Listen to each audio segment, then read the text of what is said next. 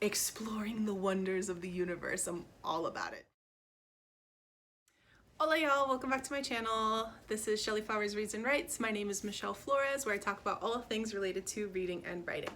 So, Reading Rush. I've never participated before, but I'm actually flying through my July TBR, so I figured by this point I should have pretty much finished all of the books that were on my July TBR, which leaves me plenty of time to read a few more books for the Reading Rush.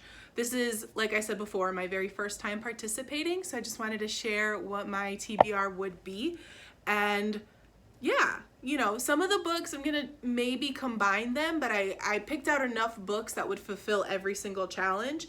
Then I also have some books that I know I can read within an hour in case I start to get like burnt out from over reading. But I mean, it's not Reading Rush and I've already read 4 books in 4 days, so who knows what this week will bring. And I also want to add that all of the books I'm picking for this TBR are books that I have had on my TBR shelf for anywhere from a couple months to 10 years. I am trying to read the rest of that shelf so I can either unhaul those books or keep them in my library, and that way it frees up some extra space on that shelf for some more, you know, book categories I want to have for this bookcase. So first up, the very first challenge for the Reading Rush is to read a book that matches your birthstone. Now, I am born in August, Leo Queen here, Virgo moon, which is crazy. But anyway, my birthstone is a peridot.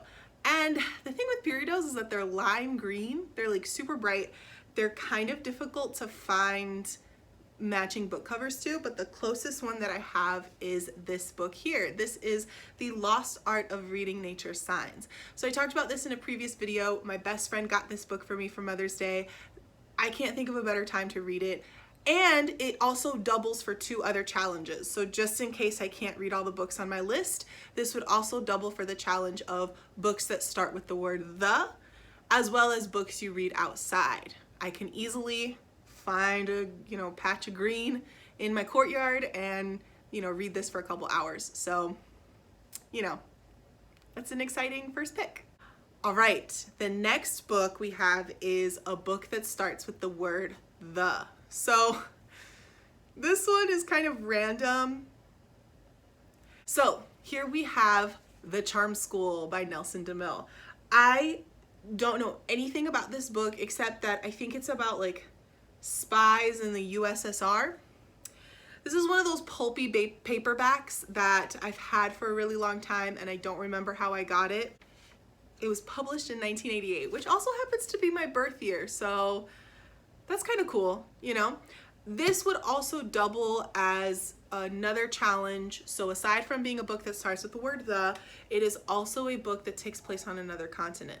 So I can definitely make sure that this fits and use it in a couple different challenges. It is quite hefty, coming in at 630 pages, so I don't know if I'd realistically be able to read this in a day or 2, but pulpy novels like this usually read pretty fast anyway, so we'll see. Next up is a book that fulfills the challenge of being based off of a movie you've seen already. So that book is Contact by Carl Sagan. Look at this old school sci-fi cover, by the way. I love this kind of stuff. So, yeah, this is a movie I really love. It stars, I know Matthew McConaughey's in it. And my mind is blanking on the main girl. Editing Michelle here. It's Jodie Foster. Okay. But anyway, it's one of my favorite movies actually. I love space travel movies and I love anything that has to do with astronomy and aliens and that kind of stuff, but ones that take it a little bit more seriously. So movies like Interstellar or Arrival that are about traveling in space and exploring the wonders of the universe. I guess it could technically fulfill 2 challenges because it takes place on different continents. I think it's that this book is intimidating to me. This is also a hefty book coming in at 434 pages. So I think I've just seen the size of it and knowing it's very science fiction-y. Carl Sagan is no joke.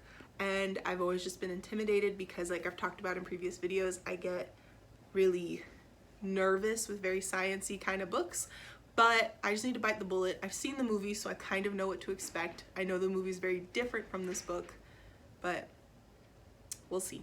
Next up, we have a few books that I think if push comes to shove, I can finish within a day. That way I don't completely lose my mind during this reading rush. So this next book fulfills the challenge of being the first book that you touched. This is definitely a book I'm 100% going to read. It's probably gonna be the book that I read first, and it is Will Smith, King of Cool. Editing Michelle again. I want to make it super clear that I did this video like 2 weeks ago before everything with Will Smith and Jada and August Alsina came out. So, you know, my mind, it just works in such mysterious ways. It's gonna be weird reading that now. So this was another gift from my best friend, but she got this for me a few years ago and I just obviously never got around to it. I'm definitely gonna read it this time, and it was published I think like in the early 2000s or the late 90s, so it's gonna be super dated. I cannot wait. The next book fulfills the challenge of being a book that you can read outside, and this is Despojo by Tatiana Figueroa Ramirez. So this is a chapbook that I bought after watching her interview with Dimitri Reyes Poet. I'm gonna link that video down below, and her chapbook just sounded super interesting, and I know after reading all this really dense fiction and nonfiction, I'm gonna wanna cleanse my palate with some beautiful poetry.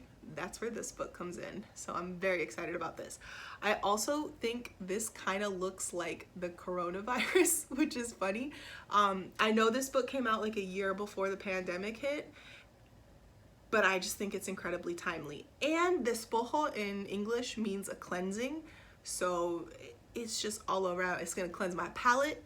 It's gonna cleanse my mind. It's gonna cleanse my soul. I cannot wait. Next is read a book in a genre that you'd love to read more of, and this is Redwall, the graphic novel. So I actually really love graphic novels, but I rarely buy them and I rarely read them.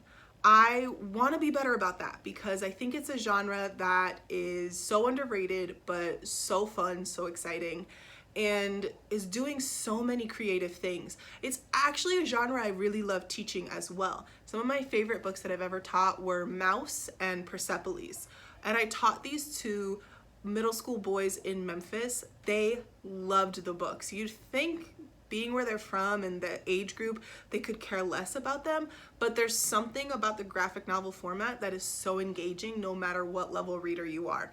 I also really loved the Redwall series growing up. I was 100% one of those kids who had like all 10 books or however many books there were. And then after a while I was like, okay, this is basically the same story, just different kind of woodland creatures, but it still holds a nostalgic place in my heart. So yeah, definitely excited about this. This one for sure I'm going to read as well because it doesn't really fit any other challenge.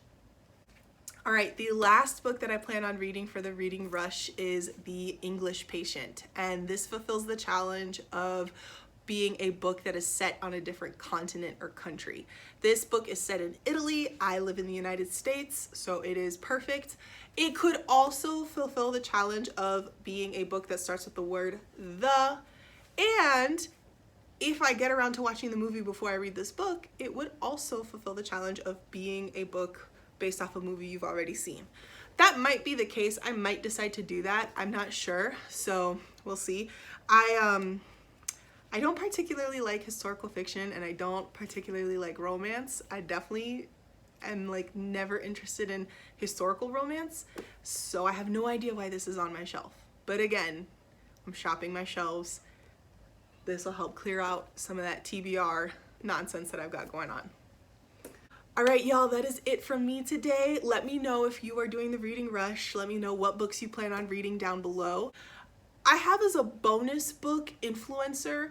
This is a book that is currently on my TBR. I'm going through my podcasts right now, and then once I get caught up on those, I'll start listening to that book.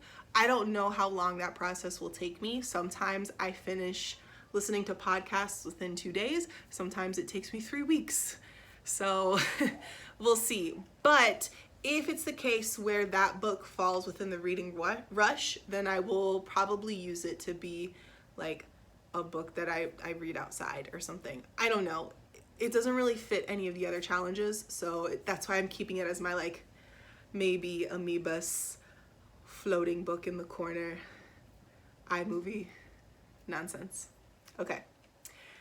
I post videos every Wednesday and Sunday, sometimes Friday.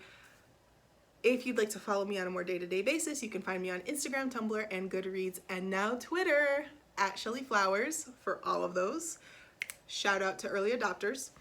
And if you'd like to purchase your own book of poetry, Cuentos from the Swamp, I wrote it based off of my life growing up in South Florida. The link to do so is down below. All right. Ciao, y'all.